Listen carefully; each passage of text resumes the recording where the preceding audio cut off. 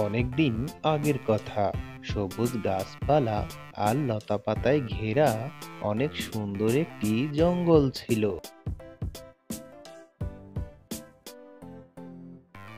আর সেই জঙ্গলে একটি খুব মিষ্টি আর সুস্বাদু আম গাছ ছিল। আর সেই আম গাছে বসবাস করত একটি বক পাখি। আর এই আম গাছের আম ছিল ভারী মিষ্টি। আর এজন্য বক পাখিটি সেই আম গাছের আম অনেক মজা করেই খেয়ে থাকতো। অন্যদিকে সেই জঙ্গলেই একটি শিয়াল বসবাস করত, যার ছিল ছোট ছোট দুইটি ছানা।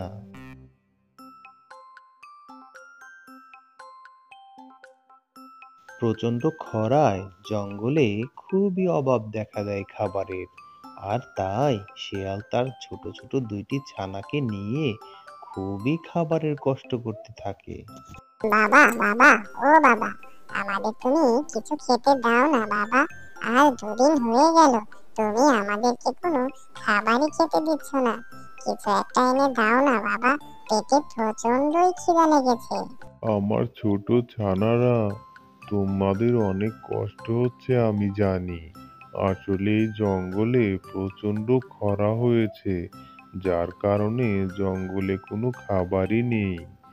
এই খাবার না থাকার কারণে জঙ্গলে সব ছোট ছোট প্রাণীরা এই জঙ্গল ছেড়ে গেছে। তোমরা কোনো চিন্তা করো না আমার ছোট্ট ছানারা, আমি তোমাদের জন্য আজকে একটা না একটা খাবার নিয়ে আসবো। এরপর শিয়াল খাবারের খোঁজে গুহা থেকে বের হয়ে গেল।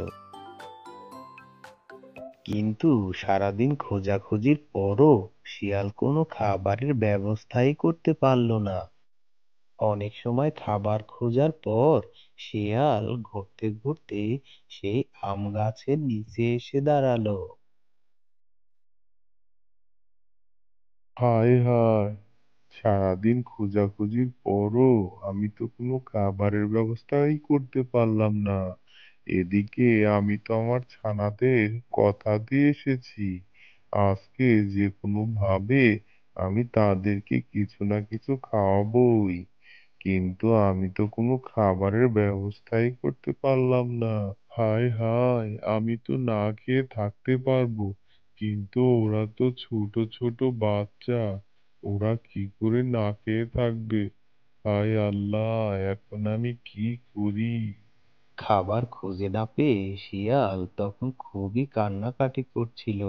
আর আম গাছে বসে বক পাখি শিয়ালের সেই কান্নাকাটি আর কথা বলা চুপ করে বসে শুনছিল। আর শিয়ালের সব কথা শুনে বক পাখি বলল, লাল ভাই, দুঃখ করো না। আমি তোমার সব কথা শুনেছি। তুমি কোনো চিন্তাই করো না। আমি থাকতে তোমার ছানারা না খেয়ে মারা যাবে না। বক পাখির এমন কথা শুনে শিয়াল বলল, বক ভাই, আমার ছানারা আজকে দুদিন যাবৎ না খেয়ে রয়েছে। আজকে যদি ওদের জন্য কোনো খাবার আমি নিয়ে যেতে না পারি, তাহলে হয়তো ওদেরকে আমি আর বাঁচাতেই পারবো না।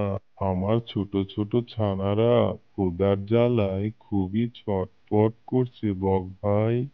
শিয়াল ভাই, তুমি সারাদিন ঘুরে কোনো খাবার জোগাড় করতে পারোনি, তাতে কি হয়েছে? আমি তো আছি। আমি তোমার ছানাদের জন্য খাবারের ব্যবস্থা করে দিচ্ছি। শিয়াল ভাই, আমি তোমার আর তোমার ছানাদের জন্য কিছু আম পেড়ে দিচ্ছি। আর এই আমগুলো নিয়ে তুমি তোমার ছানাদের কাছে যাও। আর তাদেরকে এই মিষ্টি আমগুলো খাওয়িয়ে আপাতত জীবনটা বাঁচাও। এই আম গাছের আম খেতে ভারী মিষ্টি। দাও দাও বক ভাই, আমার বাচ্চাদের জন্য কিছু আম দাও। আপাতত এগুলো নিয়ে ওদেরকে আমি জীবনটা বাঁচাই। আসলে ওরা দুদিন যাবৎ না খেয়ে খুবই কান্নাকাটি করছে। আর তোমার এই উপকারের ঋণ আমি কোনোদিন শোধ করতে পারবো না বক ভাই। তোমাকে অনেক ধন্যবাদ। না না শিয়াল ভাই, ধন্যবাদ দিতে হবে না। আসলে তোমার ছানারা না খেয়ে মারা যাবে, এটা তো আমি বক প্রাণী হয়ে কোনোভাবেই মেনে নিতে পারছি না। তুমি যতদিন খাবারের ব্যবস্থা করতে না পারো প্রতিদিন এই আম গাছের কাছে চলে আসবে। আমি তোমাকে প্রতিদিনই আম পেড়ে দিব, আর সেই আমগুলো নিয়ে তুমি তোমার ছানাদের খেতে দিবে। এরপর বক শেয়ালের জন্য গাছ থেকে কিছু আম পেড়ে দিল, আর শেয়াল সেই আমগুলো নিয়ে তার গৃহে তাড়াতাড়ি চলে গেল। এরপর শিয়াল সেই আমগুলো নিয়ে তার গৃহে ফিরে গেল, আর তার গৃহে যাওয়ার পর তার ছানারা সেই আমগুলো দেখে তো ভীষণই খুশি হয়ে গেল, আর তারা সেই আমগুলো খুবই মজা করে খেয়ে নিল। এভাবে বেশ কিছুদিন কেটে গেল।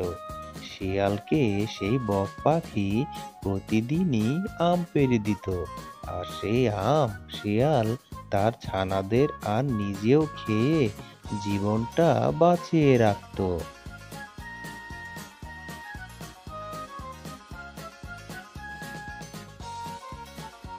এভাবে শিয়াল আর বক পাখির মধ্যে খুবই ভালো বন্ধুত্ব হয়ে গেল, আর তারা দুজনে জঙ্গলে মাঝে মধ্যেই ঘুরে বেড়াতো, আর নিজেরা একে অপরের সাথে অনেক খুশ গল্পে মেতে উঠতো।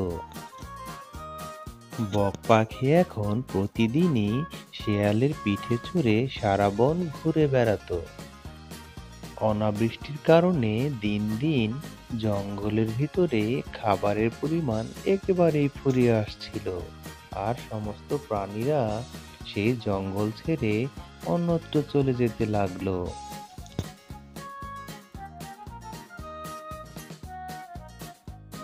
কোনো একদিন এক ক্ষুধার্ত সিংহ খাবারের সন্ধানে পাগল হয়ে সেই জঙ্গলের দিক থেকে ওদিক ঘুরে বেড়াচ্ছিল, আর হঠাৎ করেই সেই সিংহ দেখতে পেল শেয়ালের পিঠে চড়ে একটি বক ঘুরে বেড়াচ্ছে। সিংহ তখন মনে মনে বলল, হ্যাঁ, আরে বাহ, আমি তো খাবারের সন্ধানে ঘুরে ঘুরে একদম পাগল হয়ে গেছি, অথচ আমার চোখের সামনে কত সুন্দর একটি বক। এই বক পাখিতে খেলে আমার মোটামুটি পেটটা কিছুটা হলেও ভরবে। কিন্তু আমার মনে হচ্ছে এই দুষ্টু বক পাখিকে খাওয়া আমার পক্ষে এতটা সহজ হবে না। এর জন্য আমাকে কিছু ফায়দা লুটতে হবে, আর কিছু বুদ্ধিও খাটাতে হবে।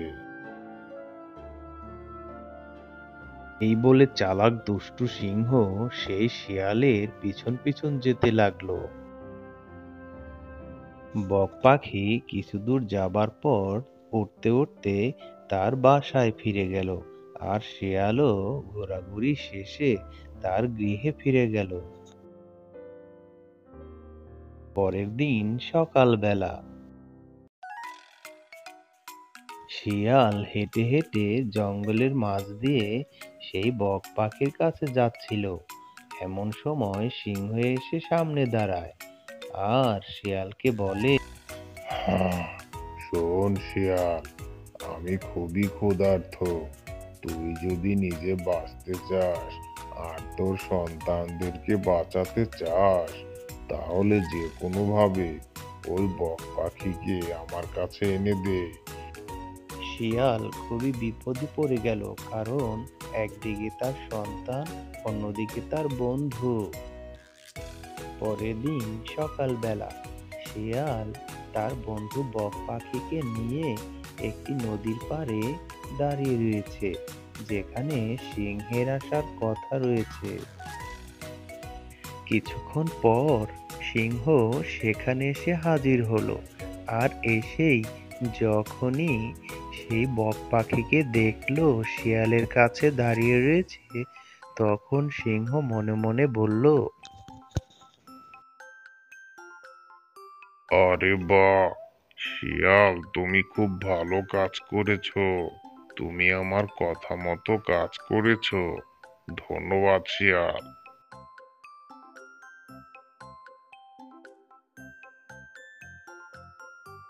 বকবন্ধু, বকবন্ধু, ওই সিংহের চোখের মাঝে ছোট একটি পোকা রয়েছে। তুমি যাও সেখানে গিয়ে সিংহের ওই পোকাটা চোখ থেকে বের করে দাও। সিংহ মনে মনে ভাবছে, সেই বক পাখিটি যখনই তার মুখের কাছে আসবে তখনই সে টপ করে ধরে গপ করে গিলে খাবে। সিংহ চুপ করে ওত পেতে বসে রইল। আর যখনই সেই বক পাখিটি কাছে আসলো, যেই না সে বক পাখিকে খেতে যাবে, তখনই বক পাখি তার লম্বা দুটি ঠোঁট দিয়ে সিংহের দুটি চোখই কানা করে দিল। দুষ্টু সিংহ, তুই আমার দুটি ছানাকে আগেই খেয়ে নিয়েছিস, এটা আমি অনেক আগেই জানতে পেরেছি। আজি সিংহ, তুই আমার ছানাকে খেয়েছিস, আবার আমার বন্ধুকেও খেতে চাচ্ছিলি। নে, সারা জীবন এখন অন্ধ হয়ে ঘুরে বেড়া। আর জঙ্গলের সব প্রাণী এখন তোকে থুথু করবে, আর তুই ধুকে ধুকে মর। চলো বন্ধু, আমরা তাড়াতাড়ি এই দুষ্টু সিংহর কাছ থেকে অনেক দূরে চলে যাই।